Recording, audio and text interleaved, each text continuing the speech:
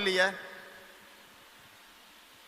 அதெல்லாம் சாத்தியமில்லை ஃபாதர், நீங்கள் வந்தீங்களா ஒரு பிரசங்கம் வைங்க, நாங்கள் வந்தோமா மாதாவை தொட்டு கும்பிட்டு போகிறோம் அப்படிங்கிற பாணியில் இருங்க. அதுக்கு என்ன, இருங்க, நல்லது தான். ஆனால் உங்களுக்கு சொல்கிறேன், நான் அனுபவத்தோடு தான் சொல்கிறேன், சும்மா படித்ததையோ மற்றவங்க சொல்லி கொடுத்ததையோ சொல்லலை. அன்பானவர்களே, 1978 நான் சாமியார் ஆனேன்.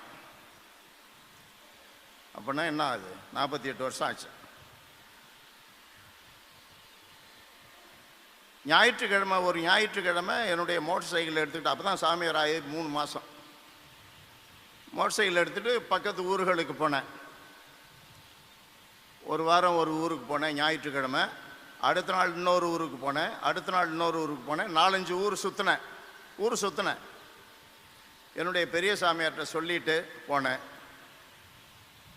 யாரையும் எனக்கு தெரியாது, அந்த பகுதி மக்களே எனக்கு தெரியாது, ஊரே எனக்கு தெரியாது. தொடக்கத்தில் மோட்டர் சைக்கிள் கூட இல்லை, பஸ்ஸில் தான் போனேன். நான் குடியாத்தத்திலிருந்து வர்றேன், உங்களுக்காக ஜெபம் பண்ணிட்டு போகலான்னு வந்தேன் அப்படின்னு தான் தொடங்கினேன். ஜெபம் பண்ண ஆரம்பித்தேன், ஜனங்களை சந்திக்க ஆரம்பித்தேன். நான் சொல்கிறது, இந்த